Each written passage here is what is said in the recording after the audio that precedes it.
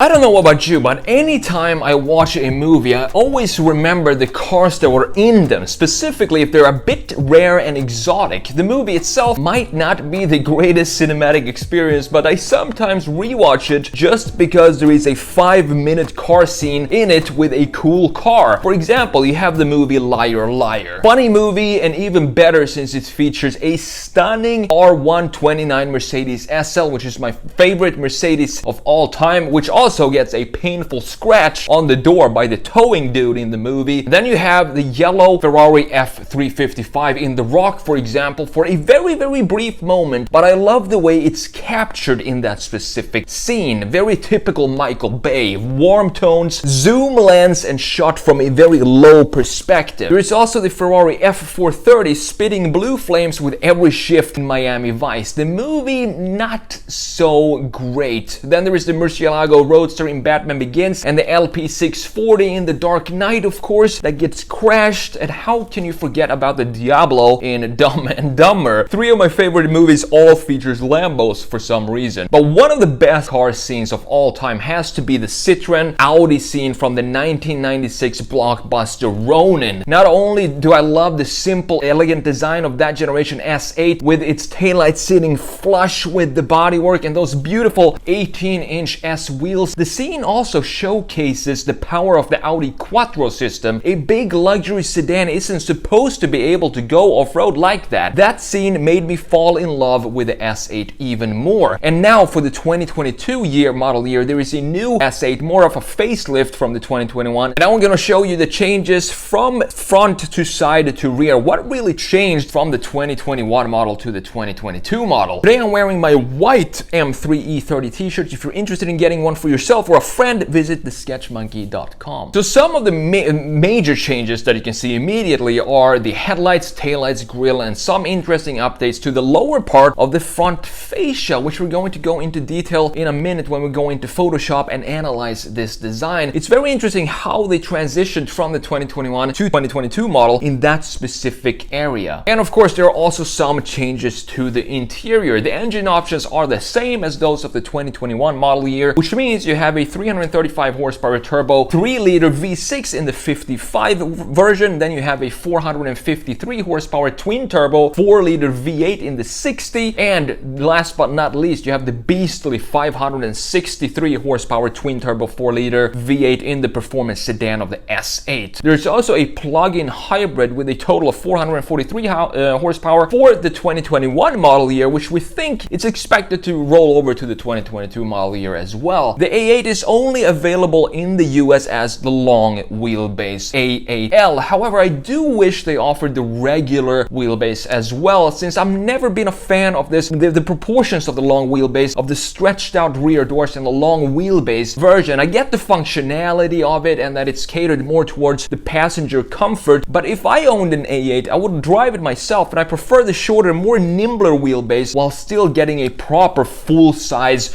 German luxury sedan like the S8, for example. I'm going to show you the difference here right now when we jump into Photoshop. So here we have the 2021 model up here, and then we have the new facelifted 2022 down there. I think when I think about the BMW, I don't know if you're the same in this regard, but when I think about the 3 luxury German sedans, the big ones, the Audi A8 here and the Mercedes S-Class and the BMW 7 Series, I think the A8 is the most anonymous one, and I think that's a good thing, specifically when you're talking about the design. It's the most restrained now, and when I've seen the spy photos of the new 7 Series, and that's gonna be a very interesting design to analyze here on the channel and maybe even redesign, because the front lights of that design is very weird. If that's how they go into production, I'm not sure. It's gonna be really interesting to see that design. But the Audi A8 has always been dialed back and restrained when it comes to design and the styling, and so is the new 2022 here. But I wanted to show you this, specifically the lower part of this front fascia. Look at how beautifully designed this part here is for the 2021 model year. Very clean, a lot of horizontal lines, which is exactly what we want on a big luxury sedan like this. It needs to be less stylized and more geometrical and more architectural when you have a big luxury sedan like this. I love these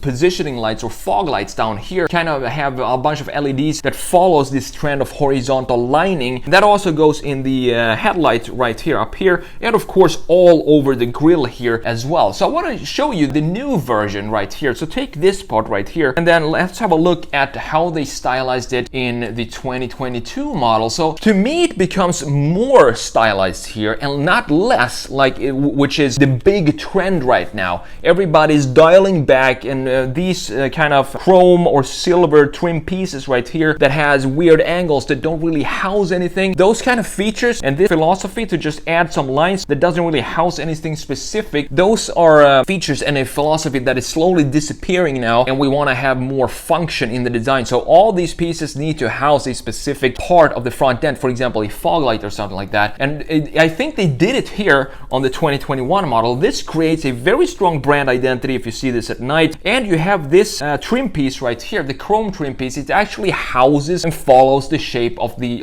lights down here. I don't really see that down here. I think we lost those positioning lights down here. We do have a fog lights that's round, and then probably a bunch of sensors in here, and then they just smacked on this big, almost squarish styling in the front end. If we just look at the lower part of the front end here, I definitely prefer the previous generation up here, the 2021 model, because it looks a lot cleaner in my opinion than the facelifted 2022 down here, but that's just my opinion. Other changes right here, as we see on the headlights for example, it looks a lot more similar to the A3 and the S3 and the A4 and S4 as well. We have this little dip right here now in the headlights, which makes it a little taller, but it also makes it more complex. So in the previous generation we have just two clean lines like this that houses the entire headlight, and now we go into more complex details in the design. There's nothing wrong with that. I kind of like this style of headlights. It's still enough constraint for it to be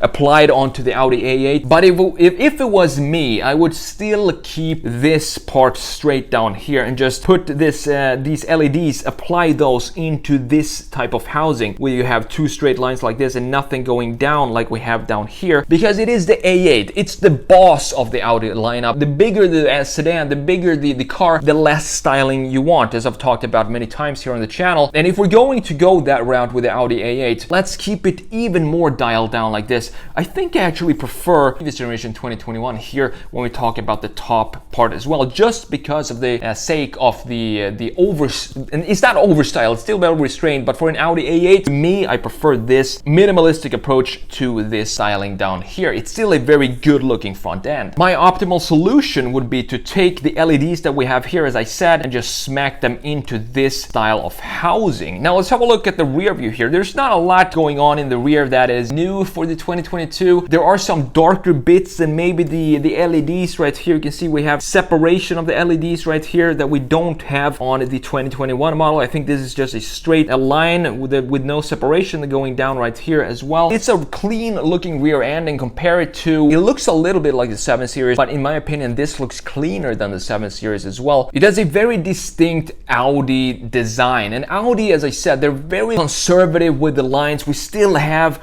a straight shoulder line, and we still have this line down here, which we've seen for ages. They're not changing those two lines, and I think that's a good idea, specifically when we're talking about the flagship A8 right here. So let's have a look at the side view here real quick, and this is, of course, as we talked about, the long wheelbase, which means that we have a super long rear door here, and it creates, of course, a longer wheelbase overall. So up here you have the previous generation, down here you have the 2022, and you can see if we just focus on the front ends here, this is why I think this generation is, or the previous, the 2021, looks better than this right here, because we have more connection from the top parts right here. This graphical feature kind of resembles the lines that we have down here, but now we have more curvatures, more design going on here, which suits an S6 maybe, or I mean an A6 or an A4, but the A8, we need to cut those styling features and keep it very super geometrical, because it is, as I said, the top of the line, the luxury, the boss of the lineup. It needs to be very constrained, and we have more styling feature here and angles that don't really connect between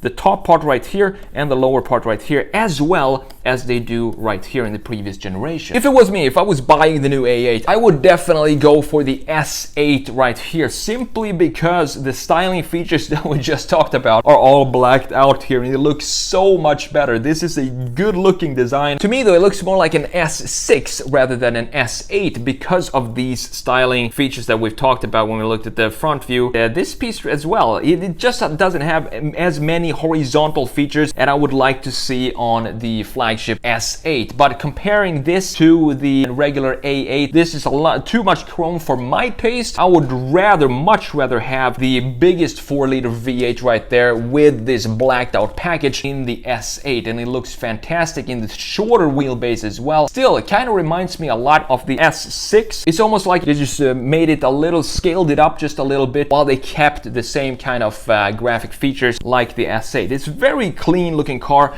and I would probably choose this, the S8, over the 7 Series, for example, or over the Mercedes S-Class as well, because it's more dialed back, and to me this looks like a more of a proper German luxury sedan with a little more boxiness than we have in specifically the S-Class these days. It's a clean looking design with the 3 key lines right here, your shoulder line, the bottom line down here, and of course the roof line up here, creating this traditional, timeless design of the beautiful S8 right here.